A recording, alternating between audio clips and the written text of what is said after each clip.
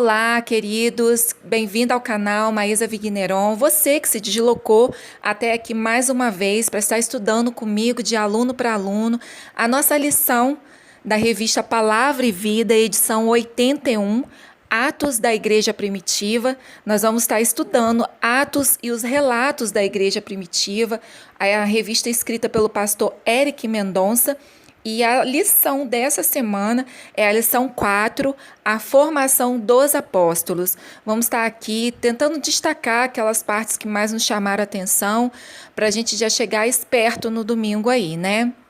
E está estudando a nossa lição juntamente com o nosso professor. Lembrando que essa revista está disponível no site batistafluminense.org.br, né? Palavra e vida.batistafluminense.org.br. Lá você encontra o PDF da revista. Se você não tem o exemplar em mãos, lá você pode conseguir o exemplar digital, que você pode salvar no seu celular e ler ela onde você quiser, da forma como você desejar, tá bom? Dá uma passadinha lá se você está sem a revista. E vamos para o áudio, sem mais delongas? Vamos lá! E o texto base da nossa lição dessa semana se encontra lá em Atos 1, do 12 ao 25, porém eu vou estar fechando o texto com o versículo 26, ok, gente? Então vamos lá. Então, voltaram para Jerusalém, do monte chamado Olival, que dista daquela cidade tanto como a jornada de um sábado. Quando ali entraram, subiram para o cenáculo, onde se reuniram Pedro, João, Tiago, André, Filipe, Tomé, Bartolomeu, Mateus, Tiago, filho de Alfeu, Simão, o Zelote e Judas, filho de Tiago. Todos estes perseveraram unânimes em oração, com as mulheres, com Maria, mãe de Jesus, e com os irmãos dele. Naqueles dias levantou-se Pedro, no meio dos irmãos.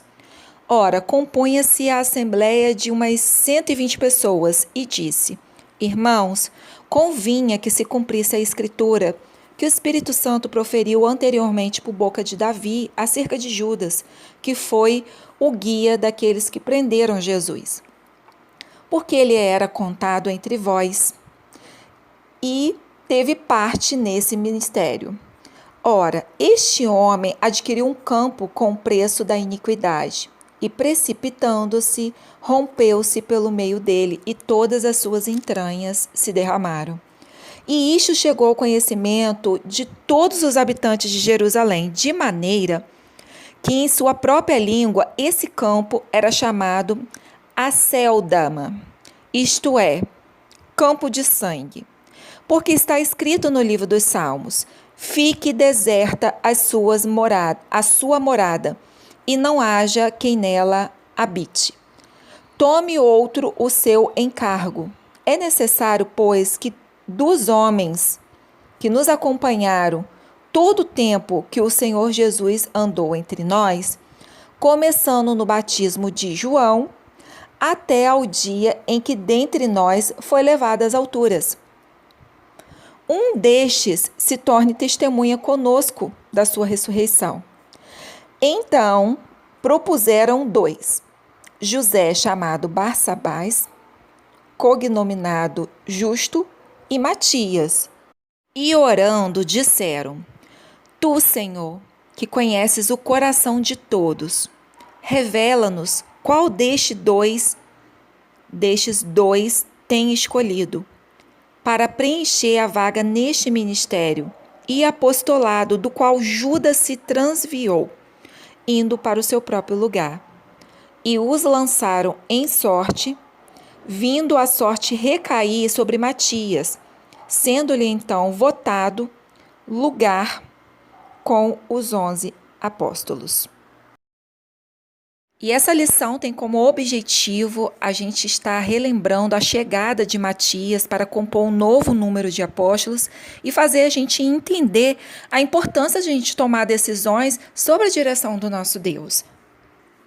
É interessante que a gente vê que não tem muitas informações a respeito dessa formação dos apóstolos, mas foi algo que chamou a atenção de Lucas a ponto que ele teve que relatar isso para Teófilo. E se ele quis relatar isso para Teófilo, significa que isso foi, na visão dele, de suma importância. Ser discípulo de Jesus é uma honra, né, meus queridos? E aqueles discípulos que andavam com Jesus, eles tinham esse presente, poder ver Jesus fazendo os milagres, podendo abraçar Jesus, podendo comer com ele, ouvir a sua voz suave, ou até mesmo a sua voz forte e firme, né? Que presente maravilhoso que eles tiveram. Só que Judas, ele não se contentou somente com isso, ele quis algo a mais, algo que Jesus em momento nenhum ofereceu a ele. O coração dele ficou entregue à cobiça, né? E ele acabou fazendo o que todos nós já conhecemos, que foi trair Jesus, entregar Jesus aos guardas, culminando na morte do nosso Senhor. Após ele ter traído Jesus, Mateus narra ali que ele tirou sua própria vida, né? E aí acabou ficando quantos discípulos ao invés de 12? 11 discípulos. Ficou meio que faltando um discípulo, né? E é nesse cenário aí que Matias vai ser escolhido. E vamos agora para o nosso ponto 1, o processo da escolha. Eu acredito que naquela época as pessoas ao redor e até mesmo os próprios apóstolos, eles não tinham noção dessa escolha que parecia ser tão simples ia culminar numa missão tão extraordinária que Jesus estava deixando para eles. E não foi gente poderosa que Jesus chamou para ser apóstolo dele. Na realidade, se Jesus quisesse ali, né, causar, ele chamaria, né, aqueles que estariam numa posição elevada para acrescentar visibilidade ao ministério dele, mas não foi. Ele fez de pessoas simples, entre aspas, né, homens que contextualizaram os céus, os quais são responsáveis por esse evangelho que Jesus pregou chegar até nós, os gentios. Ele chamou ali gente trabalhadora, gente que tinha a sua ocupação na sociedade, mas não tinha propriamente uma posição na sociedade, com exceto, né, Mateus, porque Mateus, né, ele era um pouco mais estudado, sabia ali uma matemáticazinha mais aperfeiçoada, né? E o processo de escolha não foi somente acrescentar 12 homens ali que ia ajudar ele a fazer a missão, ajudar ele a cumprir o ministério ali. Mas, na realidade, ele vem deixar para a gente um grande exemplo, que foi o exemplo da oração antes de uma escolha, a oração antes de uma decisão e não depois dela. Não é isso que demonstra para a gente lá em Lucas, capítulo 6, do 12 ao 13? Vamos ler lá? E diz assim: naqueles dias retirou-se para o monte, a fim de orar, e passou a noite, orando a Deus. E quando amanheceu, chamou a si os seus discípulos, e escolheu 12 dentre eles, os quais deu também o nome de apóstolos. Então, a gente vê esse grande exemplo que Jesus deixou para nós, da gente sempre, antes de tomar qualquer decisão, da gente fazer qualquer escolha, dar o primeiro passo em direção a alguma coisa, é muito necessário a gente orar antes ao Senhor, amém? E o autor aqui, ele dá uma breve destacada na relação no quesito de por que foi 12? Por que Jesus escolheu 12 apóstolos? Poderia ser 6, poderia ser 2, poderia ser 30? Poderia, mas Jesus escolheu 12. E nós acreditamos que esse número está intimamente ligado às 12 tribos de Israel. Na realidade, é como se Jesus não quisesse deixar cair no esquecimento da história os 12 patriarcas, as 12 tribos de Israel. E ele vem aí com essa nova aliança, trazendo também o 12, que era um número muito significativo lá, né, para o povo hebreu e judeu, tinha um valor muito grande essa importância, esse número, ele tinha um significado muito importante entre os judeus, porque a nação ali de Israel, ela estava organizada dessa forma, né? Através do 12 tribos. Então eu acredito que até para os próprios apóstolos ali era importante que esses 12 prevalecessem representando as tribos de Israel. Porque discípulos, Jesus tinha muitos discípulos, mas eles queriam manter ali aquele número de 12, porque eram muitos discípulos, mas 12 foram escolhidos para ser apóstolos.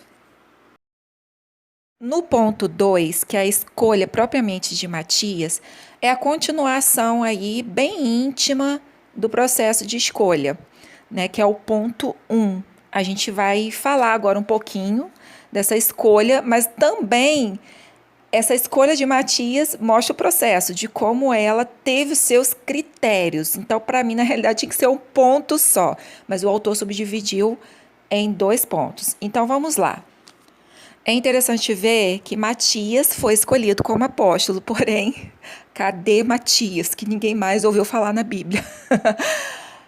Meus irmãos, mais uma vez a gente vê que foi muito ali a necessidade mesmo de compor, né, aquele número significativo. Não que Matias não fez a missão, porque se ele foi escolhido apóstolo, a gente vai ver que ele atendeu os critérios que Pedro propôs.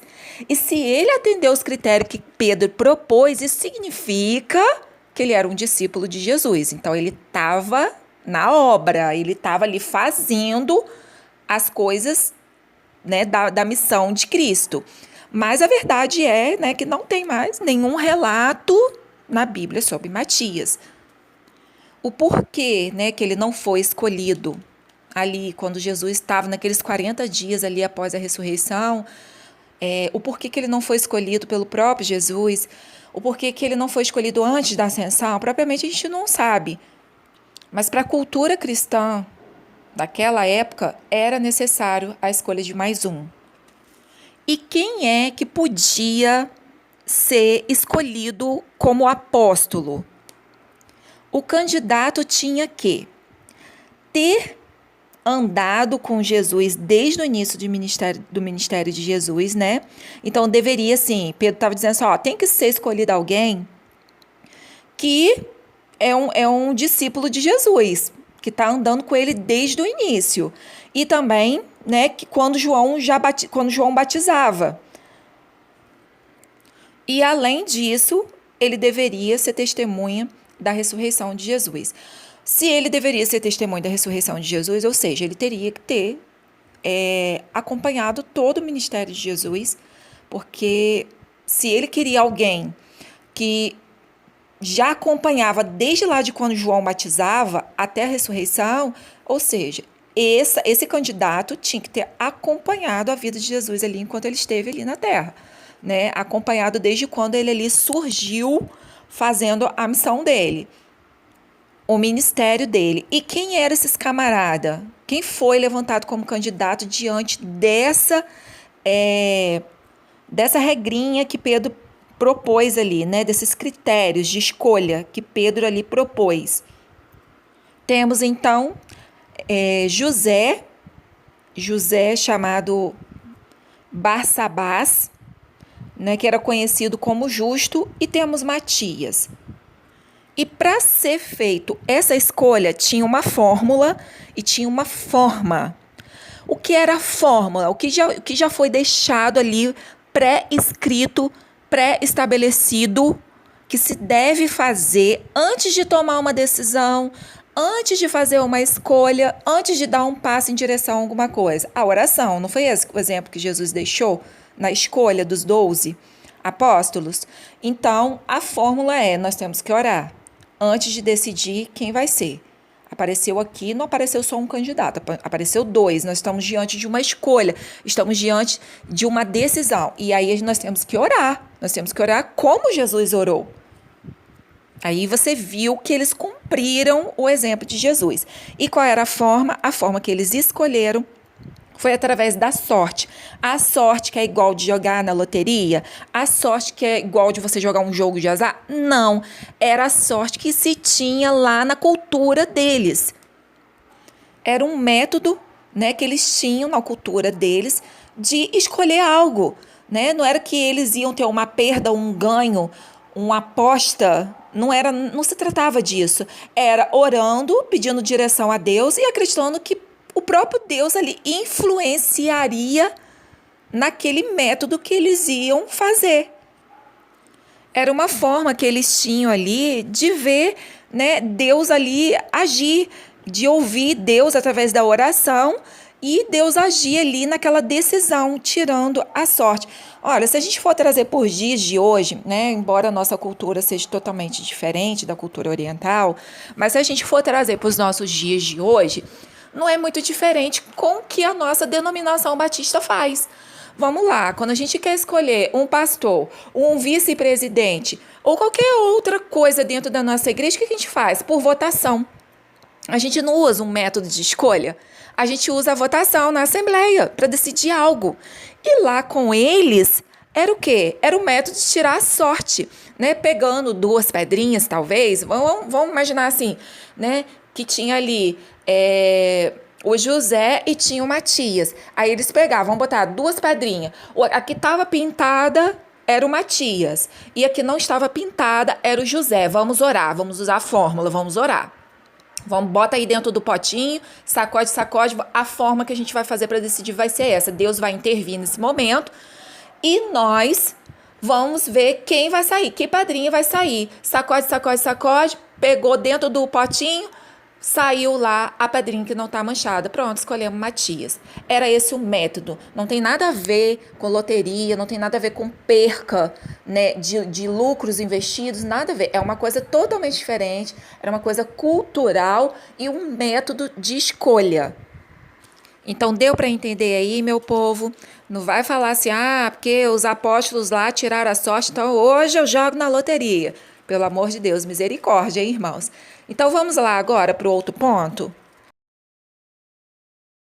E o ponto 3 que a gente vai ver agora é um ponto, assim, muito claro desde o seu título. Porque a gente está estudando aqui a formação dos apóstolos. Aí, quando você lê aqui um chamado para todos, automaticamente você entende o quê? Que aquele chamado daqueles 12 apóstolos que receberam aquela missão única do Senhor ali, aquela missão de dar sequência, né, do que ele estava fazendo, a gente logo entende que essa missão foi estendida para nós hoje, a Igreja de Cristo. Porque a igreja, ela continua essa missão de ser apostólica. Inclusive, para nós batistas, né, a igreja, a apostolicidade da igreja é um fruto desse chamado. Como está dizendo aqui na página 28, né? É um fruto deste chamado. Jesus a formou, assim, a formou o quê? A igreja. Assim como chamou aos 12. E deu a missão de anunciar as boas novas, tanto para eles quanto para nós. Investindo-os de autoridade para ensinar e proclamar sua verdade ao mundo. Os discípulos, eles foram comissionados para proclamar, gente, para ter autoridade sobre espíritos contrários à obra de salvação, para curar e também para fazer outros discípulos. O chamado do discípulo foi para transformação e engajamento da obra.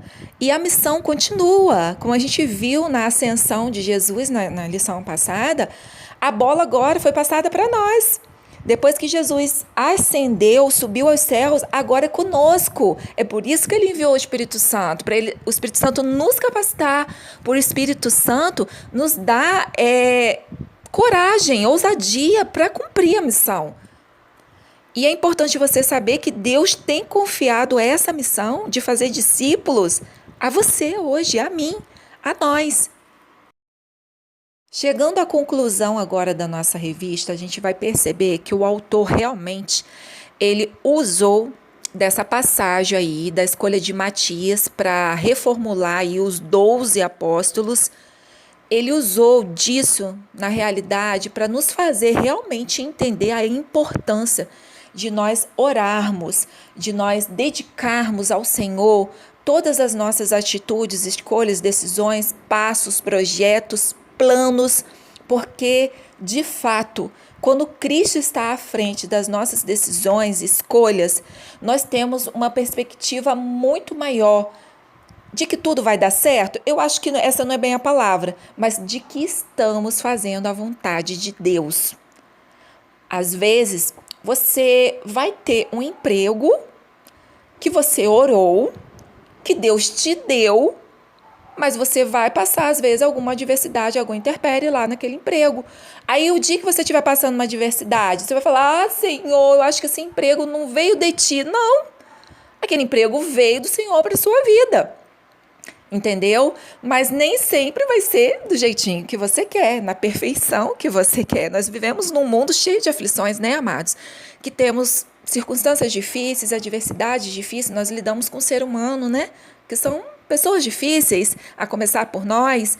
Então, a oração antes das nossas tomadas de decisões, elas não é propriamente que tudo vai ser perfeito, mas é a certeza que nós estamos fazendo a vontade de Deus. Nós estamos ali cumprindo o que Deus quer para nós. E no pensar e agir de hoje, né, nós temos aqui 3 pontos maravilhosos na lição, mas eu quero deixar aqui para mim no que eu acho que é o cerne da questão da nossa lição, que é o ponto 3, que diz assim: qual a importância da oração nas suas decisões? Antes de tomar a decisão, você ora? Ou você apenas ora consagrando uma decisão que você já tomou? Muito importante isso, né? Isso aí faz a gente pensar, né? Muito, né, meus amados? E eu espero, de fato, como diz o ditado popular, que nós não estejamos colocando a carroça na frente dos bois. Porque, de fato, quando a gente coloca a carroça na frente dos bois, nada anda. E muitas vezes a nossa vida não anda, seja ela espiritual, material ou qualquer outra área da nossa vida, porque nós estamos consagrando decisões ao invés de pedir orientação nas decisões que devem ser tomadas. Então pensa nisso. Será que eu estou orando antes de tomar uma decisão? Ou eu estou consagrando a Deus uma decisão que euzinha acho que eu tenho condições absolutas de tomar, sem a intervenção de Deus? Amém? Que Deus abençoe a sua vida. Eu espero ter colaborado mais uma vez para o estudo da sua lição. Não esquece que tem essa lição lá no site. Eu sempre deixo o link aqui na descrição, se vocês quiserem baixar. Compartilhe esse vídeo, esse áudio com alguém que você conhece, que faz parte da nossa igreja, que gosta de estudar revista, mesmo que não faça parte da nossa igreja, ou alguém que você conhece que precisa saber desse assunto aqui tão maravilhoso, que precisa saber que tem que orar antes de tomar suas decisões e fazer suas escolhas. E se ela serviu para você, te abençoou, compartilhe. Compartilhe para abençoar a vida de outra pessoa, tá bom? Eu espero que você esteja lá no domingo, na nossa escola bíblica. A gente aqui lê a lição de uma forma mais dinâmica, mas é lá na nossa aula que a gente traz os recursos, né, para os nossos alunos, que a gente tenta fazer uma aula bem, né, dinâmica, uma aula que possa impactar a vida dos nossos alunos. Então, a nossa aula lá nem sempre é tão focada na dinâmica da leitura, mas no contexto em si. Então, não deixe de ir à nossa escola bíblica. Já falei para vocês, a sua presença é especial? Sim, mas muito mais para Deus, que vai ver em você o esforço, a força de vontade de estar se aprimorando para fazer a missão. Amém? Fique na paz e até a próxima, se Deus quiser. Tchau, tchau.